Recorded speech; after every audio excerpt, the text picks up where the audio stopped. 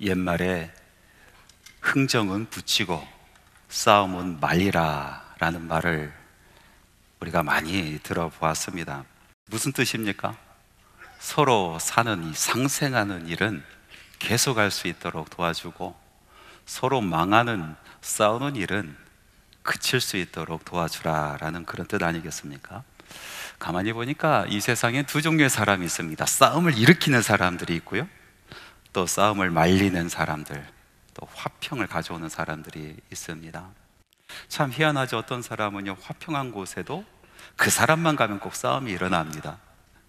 또 어떤 사람은요, 싸우고 있던 곳에 가도 그 사람으로 인해서 그 싸움이 멈추고 그곳에 평화가 깃들게 하는 그런 사람이 있습니다. 어떤 사람이 복된 사람입니까? 싸움을 일으키는 사람이 복된 사람입니까?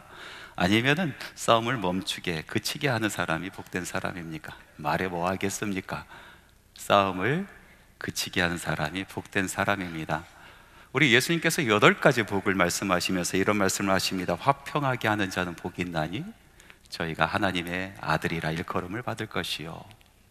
화평하게 하는 것은 하나님의 아들의 사역이라는 것입니다. 그 사역을 하는 사람은 참 복된 인생이다, 복된 사람이다 라고 말씀하신 것입니다.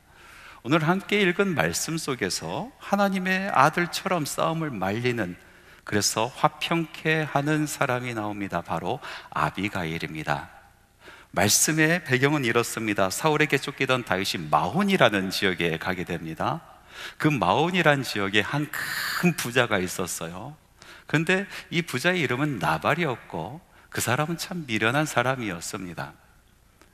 시간이 지나서 이 마온의 지역에 이 큰 부자였었던 나발이 양털을 깎는 축제를 엽니다. 많은 사람들이 모이기 시작합니다. 음식을 서로 나누고, 그리고 즐거움을 같이 나눕니다. 그때 그 옆에 있었던 다윗이 자기의 부하들을 이 축제 자리에 보내게 되는 것이죠. 그러면서 음식을 좀 나눠달라고 요청을 합니다.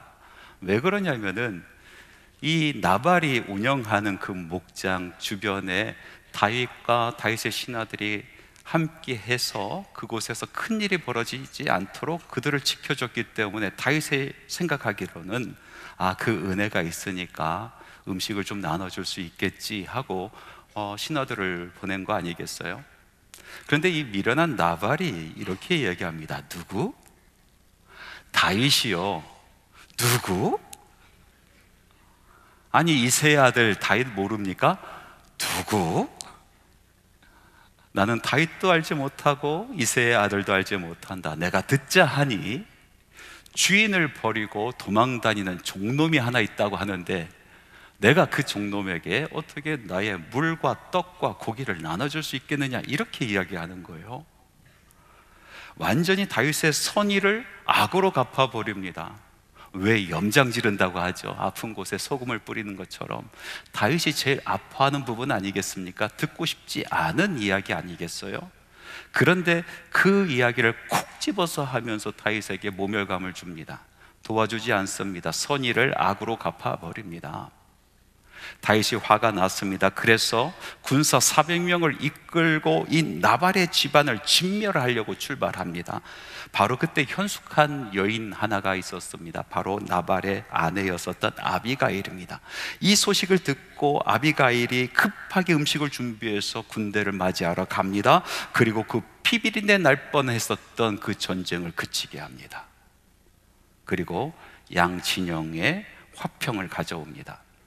이 아비가일이라는 사람은 화평하게 하는 사람입니다. 그를 통해서 양쪽 모두 살 수가 있게 되었습니다. 미련한 주인을 둔 나발의 일가족을 살려냈고요, 그리고 하나님 앞에서 아주 큰 죄를 범할 뻔했었던 다윗을 살려냅니다. 오늘 화평하게 하는 사람 아비가일의 이야기를 여러분들과 같이 나누려고 합니다. 여러분, 세상은 분쟁이 끊이지 않지 않습니까? 나라와 나라가 분쟁하고 당과 당이 분쟁합니다. 우리 가족 안에도 여러 가지 크고 작은 분쟁들이 있습니다. 서로 먹고 살려고 아둥바둥 살다 보니까 서로에게 상처를 주기도 하고 또 보복을 합니다. 그리고 원수를 맺습니다. 또 원수가 됩니다. 오늘날 우리에게 가장 필요한 사람이 어떤 사람인가 가만히 생각해 보니까 하나님의 아들의 사역을 감당하는 사람, 바로 화평하게 하는 사람, 그 화평하게 하는 사람이 오늘날 우리에게 가장 필요한 사람이 아닌가 생각을 해봅니다. 오늘 이 아비가일의 이야기를 통해서 바로 그 화평하게 하는 사람이 우리라는 것을 깨닫고 하나님 앞에서 주님, 제가 화평하게 하는 사람이 되기를 원합니다 결단하는 그런 시간 되기를 간절히 바랍니다. 그러면 이 아비가일한 사람은 어떤 사람이기에 그 분쟁 앞에서 화평을 가져올 수 있었을까요? 말씀을 쭉 읽어가면서 분석을 해보니까 아비가일에게는 아주 큰 화평을 가져올 수 있는 특징을 가지고 있더라고요. 그 첫 번째가 뭐냐면 대속의 용기입니다. 대속의 용기. 사무엘상 25장 23절에서 24절 말씀에 보니까 이런 말씀이 있습니다. 우리 같이 한번 읽어볼까요? 아비가일이 다윗을 보고 급히 나귀에서 내려 다윗 앞에 엎드려 그의 얼굴을 땅에 대니라.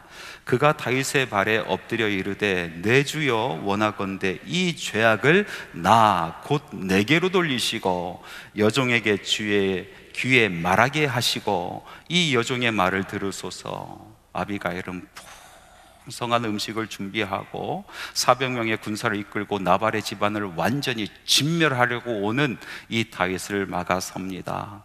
그 일행을 마중 나갑니다. 그리고 다윗을 만났을 때 아비가일은 급하게 나귀에서 내려서 다윗 앞에 납작 엎드립니다. 그리고 그 모든 죄악을 나에게 돌려달라고 간청하고 있습니다. 아비가일은 자기 집안을 살리기 위해서 목숨을 걸었습니다. 에스더가 아하수에로 왕에게 나아갈 때 민족을 위해서 목숨을 걸고 죽으면 죽으리라 하고 나아갔었던 것처럼 오늘 말씀해 보니까 아비가일은 자기 집안을 살리기 위해서 목숨을 걸고 다윗 앞에 나갑니다. 그리고 엎드려서 그 모든 죄의 책임을 자기가 지겠다, 나에게 돌려주옵소서 하면서 간청하며 나아가는 것입니다. 용기 있는 것입니다. 대속의 용기입니다. 여러분, 화평을 위해서는 우리에게 용기가 필요합니다.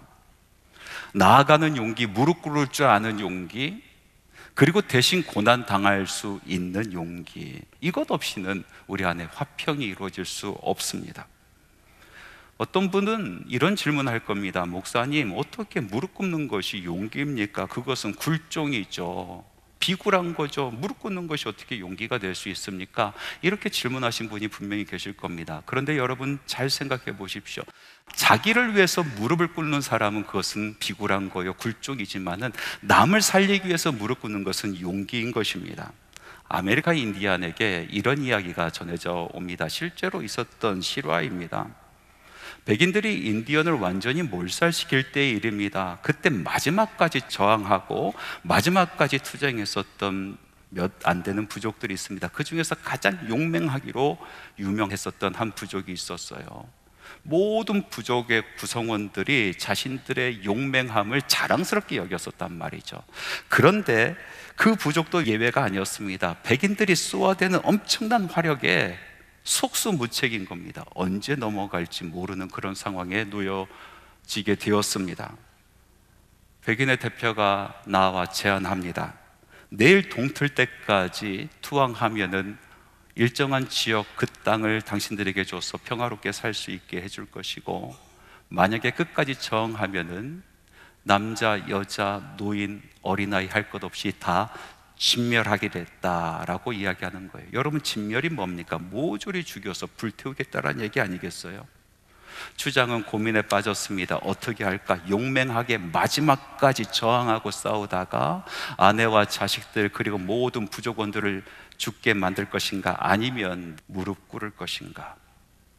밤새 고민하다가 주장은 동틀 무렵에 자기 부족의 모든 사람들이 보는 앞에서 백인 앞에 나아갑니다. 그리고 무릎을 꿇습니다.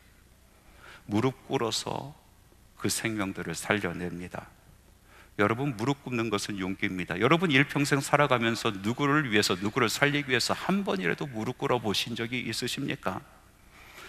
그 사람 살리기 위해서 대신 수치를 당하고 모욕을 겪어보신 적이 있습니까? 아비가일은 자존심 없습니까? 아비가일은 자기 목숨이 중요한 것을 알지 못하는 사람입니까?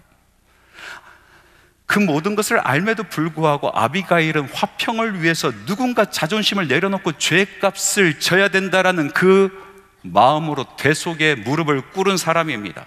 오늘도 아버지들은 무릎을 꿇습니다. 어머니들은 무릎을 꿇습니다.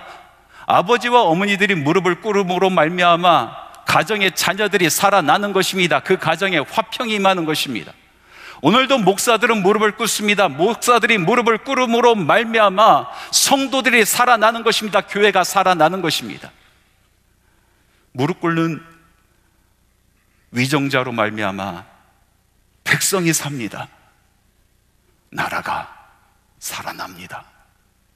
우리 예수님을 보십시오. 예수님은 무릎 꿇는 분이셨습니다. 무릎 꿇는 용기가 있으셨던 분이십니다. 스스로 낮아지고 굴욕의 십자가를 지고 골고다 언덕을 올라가시면서 수차례 아니 수십 차례 쓰러지며 무릎 꿇으셨습니다. 예수님께서 십자가를 지시고 골고다 올라가시며 무릎을 꿇으심으로 말미암아 우리들이 살아났습니다. 우리 안에 화평이 임하였습니다. 대속의 용기, 무릎 꿇는 용기, 그것 없이는 화평이 이루어질 수 없습니다. 또 말씀을 보니까 아비가일에게 있었던 것이 있어요. 이것으로 인해서 이 아비가일은 그 분쟁의 위급한 시간, 그 시간에 화평을 가져올 수 있었구나 깨달을 수 있었습니다. 그것은 바로 지혜입니다. 예수님께서 세상에 제자들을 파송하시면서 하신 말씀이 무엇입니까? 비둘기처럼 순결하고 뱀처럼 지혜로우라 라고 말씀하신 것 여러분 기억하시지 않습니까? 그러니까 예수님의 제자들이 세상에 살아가면서 화평케 하는 그 사역을 감당할 때 필요한 두 가지 덕목, 순결과 지혜라는 것입니다. 오늘 말씀해 보니까 아비가일은 참 지혜로운 사람이었습니다. 이 아비가일의 지혜를 보십시오. 먼저 아비가일은 분노한 다윗으로 하여금 문제의 본질을 보게 합니다. 애초 분쟁의 시작이 무엇인지를 알게 합니다. 그래서 먹을 것을 가지고 나아갑니다. 많은 것을 가지고 나갑니다. 포도주를 가지고 나가고 떡을 만들어 갑니다. 곡식을 가지고 나갑니다. 그리고 무화과와 뭉치와 여러 가지를 가지고 다윗 앞에 나아갑니다. 무슨 뜻입니까? 당신이 왜 화가 났습니까? 왜 이 분쟁을 일으키려고 합니까? 먹을 것 때문에 그런 건 아니겠습니까? 여러분, 우리가 싸우다 보면요, 처음에는 어떤 문제로 말미암아 싸우게 되는데 나중에는 이 문제를 다 잊어버려요. 그리고 감정 싸움합니다. 서로 감정 싸움하는 거예요. 감정 싸움이 지나가면요, 그 다음부터는 자존심 싸움입니다. 감정도 잊어버렸어요. 이제 자존심만 남은 거예요. 그래서 끝까지 가는 거예요. 누구 하나 죽을 때까지. 문제의 본질을 다 잃어버립니다. 다윗이 화가 났습니다. 그래서 사람들을 진멸하려고 한 가정을 완전히 짓밟으려고 칼을 들고 400명의 군사들과 함께 달려갑니다. 당신 뭐 때문에 그렇게 달려갑니까? 왜 화가 나셨습니까? 무엇 때문에 이 분쟁이 일어났습니까? 아비가일은 그것을 보여주는 겁니다. 고작 이 먹을 것 때문에 그렇지 않습니까?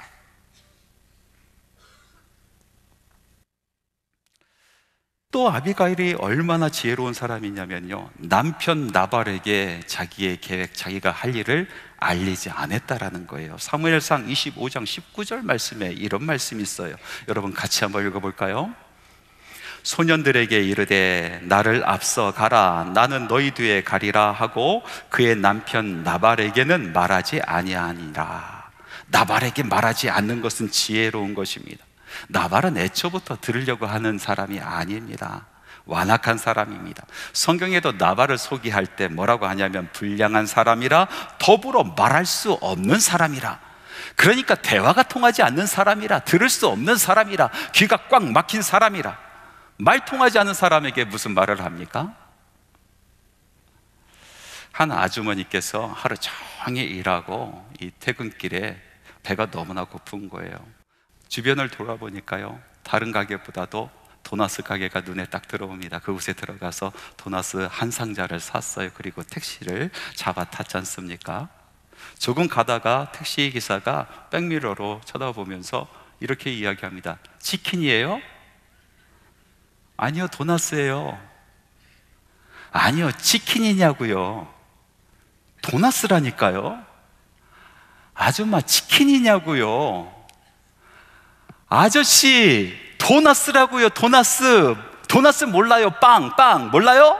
이렇게 소리를 질렀어요. 그랬더니 이 택시 운전사가 가던 길을 멈추고 차를 갓길로 세웁니다. 그리고 뒤로 돌아보면서 이야기합니다. 아줌마 직진이냐고요. 직진.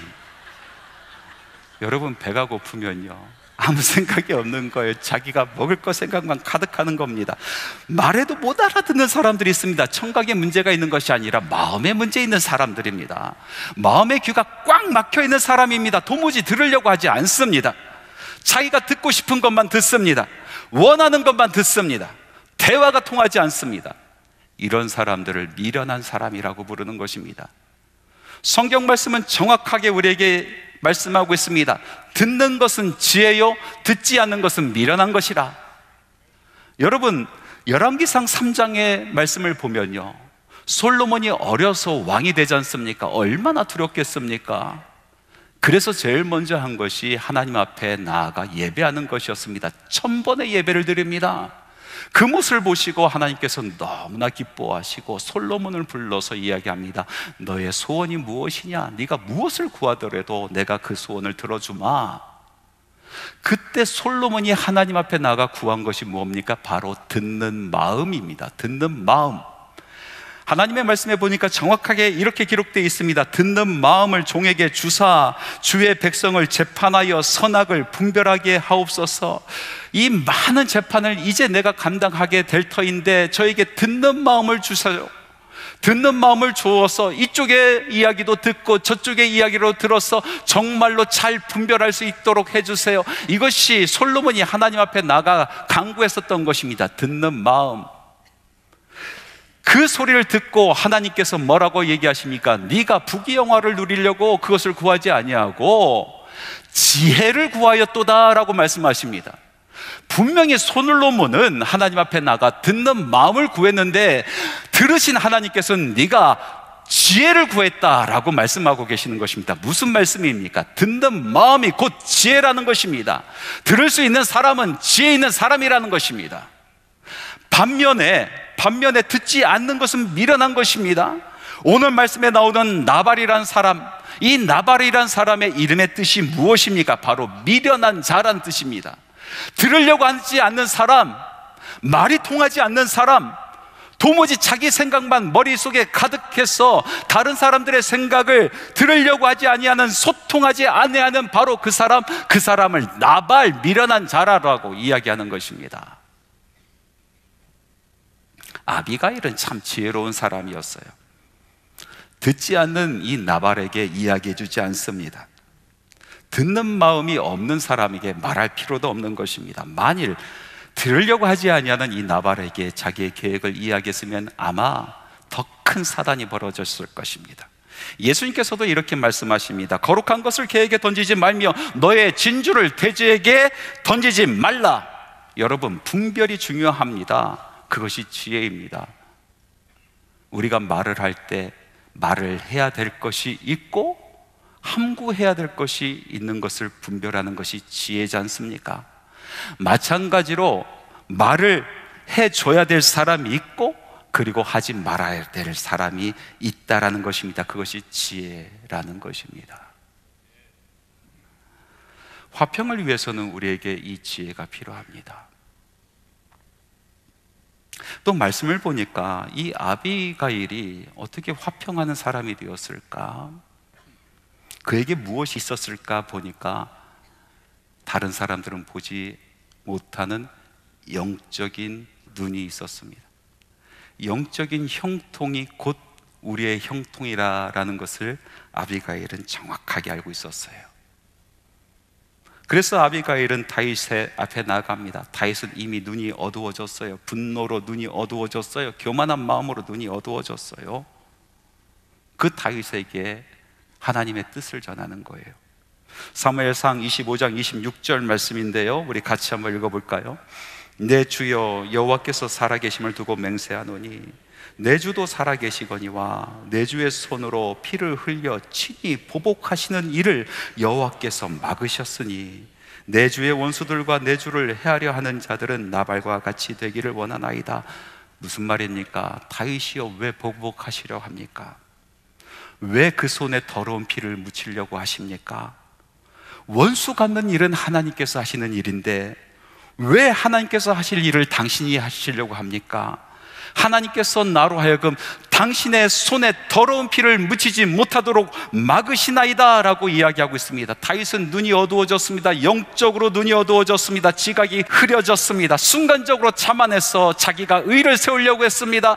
자기가 보복하려고 했습니다. 원수를 갚으려고 했습니다. 그래서 복수의 칼을 빼어 들은 것입니다. 아비가일은 그 길을 막아섭니다. 영적인 것을 보십시오. 하나님 앞에서 형통한 자가 곧 형통한 사람입니다. 다윗을 깨우치십니다. 그리고 영적으로 눈을 뜨게 합니다. 하나님 앞에 순결한 사람으로 서십시오. 하나님 앞에 복된 사람으로 서십시오. 하나님께서 당신을 통하여 화평을 원하십니다. 분명히 이야기해주고 있는 것입니다. 왜 그랬습니까? 아비가일은 분명히 깨달은 것이 있습니다. 하나님과 화평해야 이 땅에서 우리의 삶이 화평할 수 있다라는 영적인 원리입니다. 사랑하는 자여, 내 영혼이 잘된 것 같이 내가 범사에 잘다고 강건하기를 원하노라. 사도 요한이 사랑하는 교인에게 선포한 말씀입니다. 사랑하는 교인 여러분, 먼저 당신들의 영혼이 잘 되기를 소망합니다. 당신들의 영혼이 잘된과 같이, 그리고 그 삶 가운데서 형통하기를 원하고 아프지 않고 강건하기를 원합니다라고 이야기를 했습니다. 왜 이런 말을 했을까? 영혼이 잘 되지 아니하면은 그 뒤에 따라오는 형통은, 그리고 강건함은 오히려 독이 될 수 있기 때문에 그렇습니다.